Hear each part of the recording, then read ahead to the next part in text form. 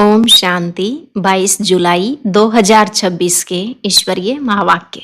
पहले सुनते हैं मुरली के मुख्य पॉइंट्स। बाबा ने कहा, शरीर निर्वाह अर्थ कर्म भले करो, लेकिन कर्म करते भी याद में रहो। बाप की याद में बहुत मजा है। उठते बैठते चलते फिरते उन्हें याद करो। योग करना तो बहुत सहज है, सिर्फ अपने साथ बातें करनी होती हैं। बाप की याद में रहने से कमाई बहुत जबरदस्त होती है। तुम एवर हेल्दी बन जाते हो। फिर बाबा ने कहा, याद में रहकर भोजन भी अपने हाथों से बनाना है। इससे तुम्हारा भी कल्याण होगा और याद में रहने से चीज भी अच्छी बनेगी। पहले देही अभिमानी जरूर बनना पड़े, क्योंकि देह अभिमान के कारण ही तुम्हारी यह दुर्गति हुई है।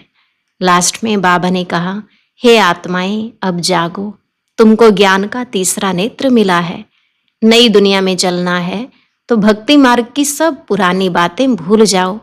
लेकिन एक बात तुम्हें सबको सुनानी है कि महाभारत लड़ाई सामने खड़ी है। अभी सबको वापस जाना है। अब सुनते हैं महावाक्यों को विस्तार से। मुरली का सार। मीठे बच्चे, अब तुम्हें नई दुनिया में चलना है। यह दुख के दिन पूरे हो रहे हैं, इसलिए पुरानी बीती हुई बातों को भूल जाओ। प्रश्न, तुम कर्म योगी बच्चों को कौन सा अभ्यास निरंतर करना चाहिए? उत्तर, अभी अभी शरीर निर्वाह अर्थ देह में आए और अभी अभी देही अभिमानी। देह की स्मृति बिगर कर्म तो हो नहीं सकता, इसलिए अभ्यास करना है कि कर्म किया, देह अभिमानी बने, फिर देही अभिमानी बन जाओ। ऐसा अभ्यास तुम बच्चों के सिवाय दुनिया में कोई कर नहीं सकता। गीत, जाग सजनिया जाग। ओम शांति। रूहानी बाप कहते हैं, मीठे मीठे रूहों ने अथवा बच्चों ने यह गीत सुना। इसको कहा जाता है ज्ञान का गीत।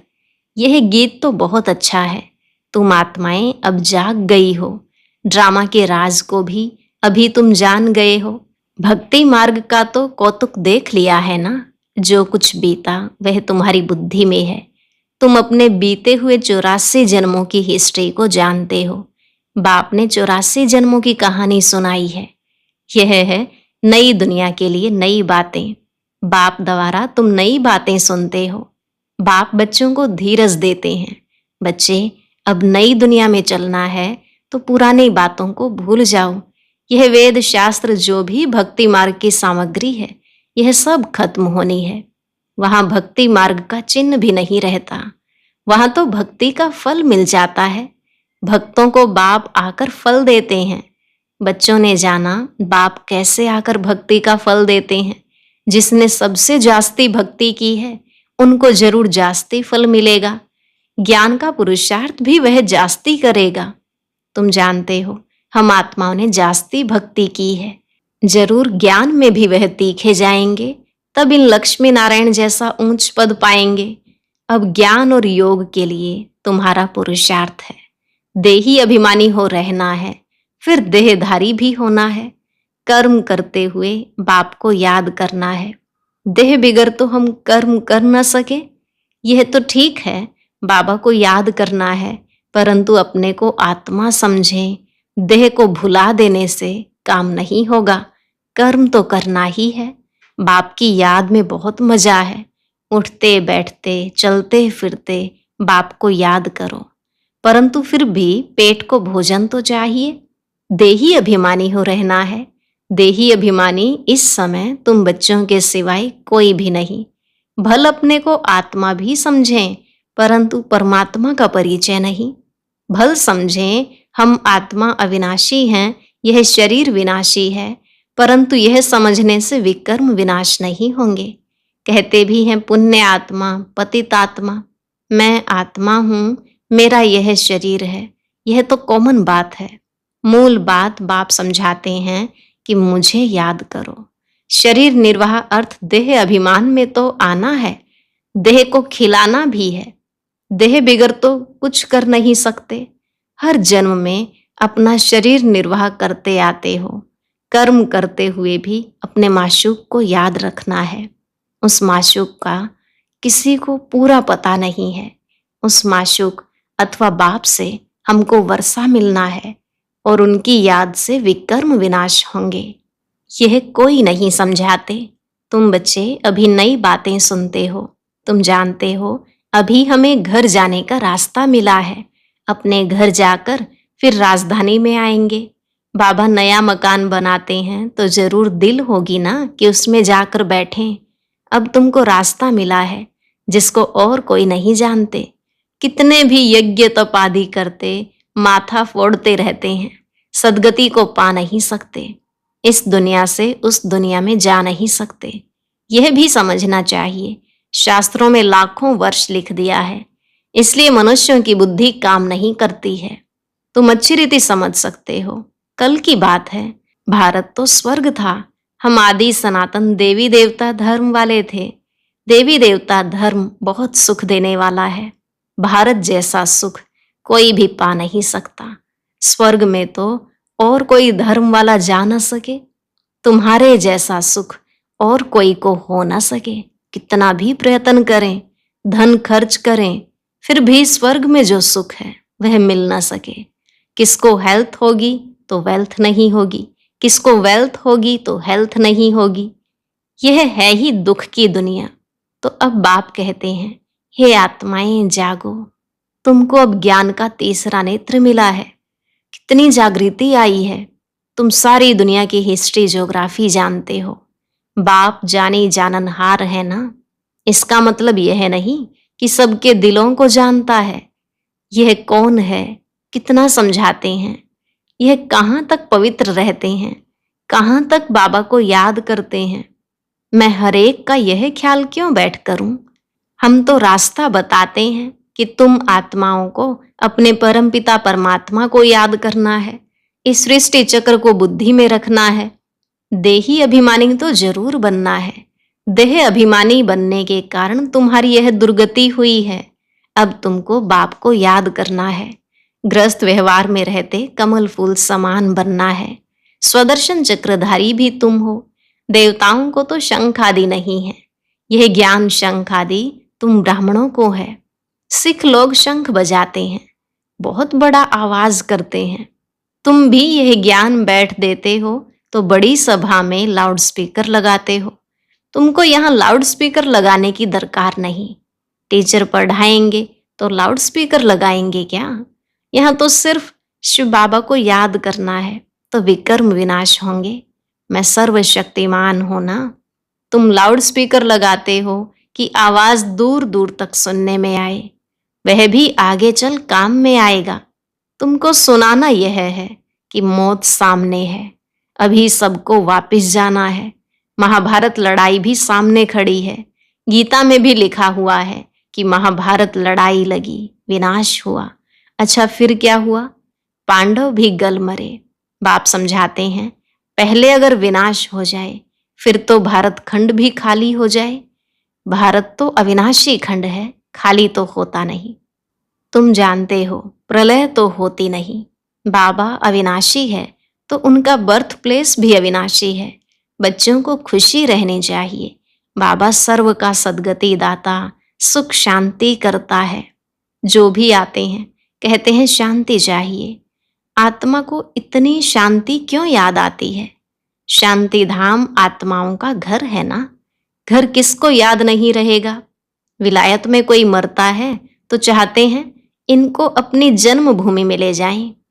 यह अगर सबको पता होता कि भारत सर्व के सद्गति दाता, दुख से मुक्ति दिलाने वाले शिव बाबा का बर्थ प्लेस है तो उनका बहुत मान होता।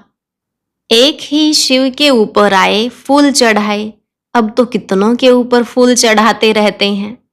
जो सबको सुख शांति देने वाला है उनका नाम निशान ही गुम कर दिया है। जो बाप को अच्छी रीति जानते हैं वही वर्षा लेने का पुरुषार्थ करते हैं। मेरा नाम ही है दुख हरता सुख करता। दुख से लिबरेट करके क्या करेंगे? तुम जानते हो शांति धाम में शांत रहते हैं, सुख धाम में सुख है। शांति धाम की जगह अलग, सुख धाम की जगह अलग। यह तो है ही दुख धाम। सबको इस समय दुख ही दुख है। अभी तुम जानते हो हम ऐसे सुख में जाते हैं जहां 21 जन्म कोई प्रकार का दुख नहीं रहेगा। नाम ही है सुख धाम। कितना मीठा नाम है। बाप कहते हैं तुमको कोई तकलीफ नहीं देते हैं, सिर्फ बाप को और वर्षे को याद करना है, अपने को आत्मा समझना है। यह ज्ञान तुमको बाबा सिखला रहे हैं। सतयुग में आत्मा का ज्ञान है। हम आत्मा यह शरीर छोड़ दूसरा जन्म लेंगे। इसको आत्म अभिमानी कहा जाता है। यह है रूहानी नॉलेज जो और कोई दे न सके। रूह को रूहानी बाप आकर नॉलेज देते हैं। हर 5000 वर्ष बाद देते हैं। मनुष्य तो बिल्कुल ही घोर अंधियारे में है। अब तुमको रोशनी मिली है। तुम अज्ञान नींद से जागे हो। सभी सजनियों का साजन है एक बाप। बाप कहते हैं मैं तुम्हारा बाप भी हूँ, साजन भी हूँ, गुरुओं का गुरु भी हूँ, सुप्रीम टीचर हूँ, सर्व गुरुओं का सदगति दाता एक ही सतगुरु है। कहते हैं बच्चे मैं सर्व की सदगति करता हूँ। गति के बाद सदगति होती है। बाप ने समझाया है हर एक की आत्मा को वापस जाना है। आत्मा ही सतो प्रधान सतो रजो तमो बनती है। कोई कोई का बहुत थोड़ा पार्ट है, आए और गए, जैसे मच्छरों मुआफिक जन्मे और मरे। ऐसे तो बाप से वर्षा नहीं लेते हैं। बाप से वर्षा लिया जाता है पवित्रता सुख शांति का। बाप तुम आत्माओं को समझाते हैं। बाप तो है निराकार, वह भी इस मुख से आकर समझाते हैं। शिव बाबा के मंदिर भी बहुत ऊंच ऊंच बनाते हैं। कितना दूर दूर जाते हैं, तीर्थों पर, मेले पर। ऊपर में कोई ज्ञान अमृत पीने का रखा है क्या? कितना खर्चा करते हैं।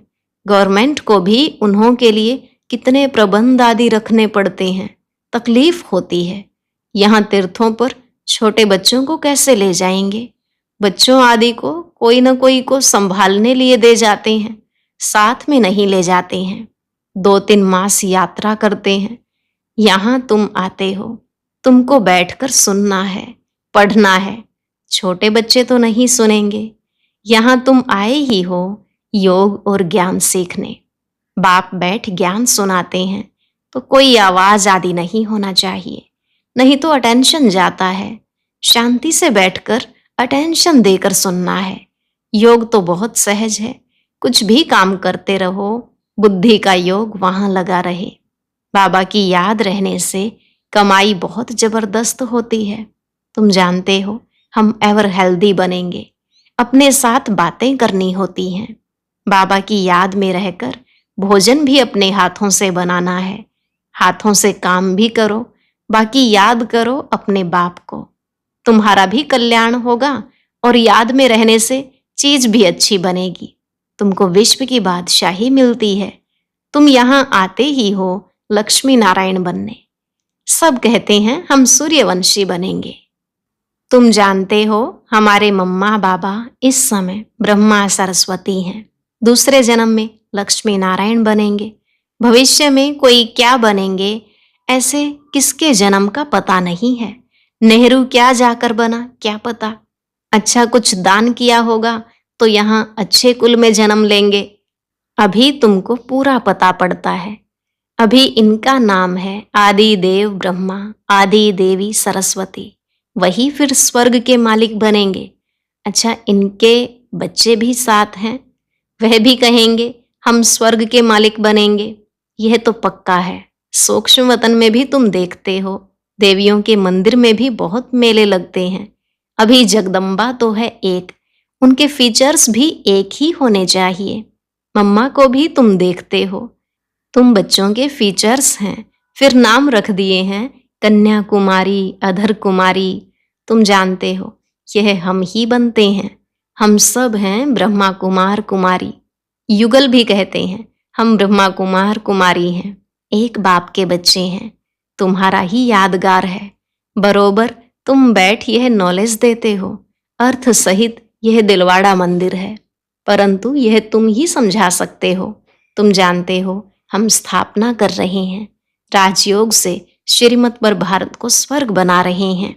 अच्छा मीठे मीठे सिकिलधे बच्चों प्रति माता पिता बाप दादा का याद प्यार और गुड मॉर्निंग। रूहानी बाप की रूहानी बच्चों को नमस्ते। रूहानी बच्चों की रूहानी बाप दादा को नमस्ते नमस्ते, गुड मॉर्निंग, शुक्रिया बाबा, शुक्रिया। धारणा के लिए मुख्य सार। पहला पॉइंट, ज्ञान और योग पर पूरा अटेंशन देना है। सुनने समय बहुत शांत एकाग्रचित होकर बैठना है। कर्म योगी भी बनना है। दूसरा, बाप ने जो घर का रास्ता बताया है वह सबको बताना है। स्वदर्शन चक्रधारी बनने के साथ साथ ज्ञान शंख भी बजाना है।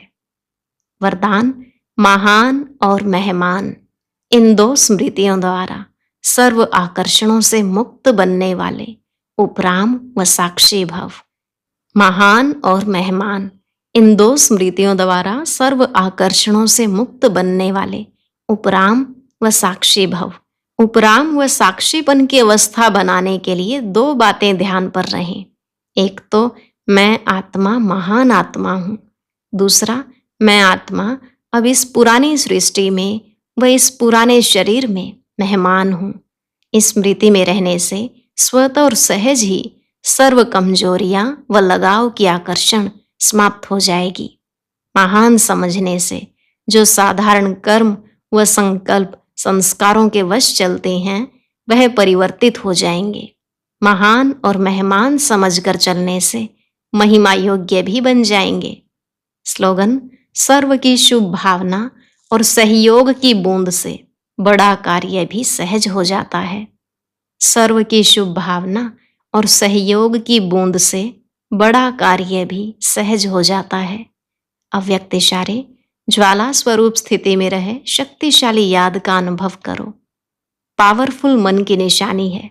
सेकंड में जहां चाहे वहां पहुंच जाए। मन को जब उड़ना आ गया, प्रैक्टिस हो गई, तो सेकंड में जहां चाहे वहां पहुंच सकता है। अभी अभी साकार वतन में, अभी अभी परम धाम में सेकंड की रफ्तार है। अब इसी अभ्यास को बढ़ाओ तो याद शक्तिशाली बन जाएगी। अच्छा, आज का अव्यक्त ज्ञान मोती सुनने के लिए ऊपर दिए गए बॉक्स पर क्लिक करें। अगर बॉक्स दिखाई नहीं दे रहा है तो ऊपर जो कॉर्नर में शो लिखा हुआ है उस पर क्लिक करें।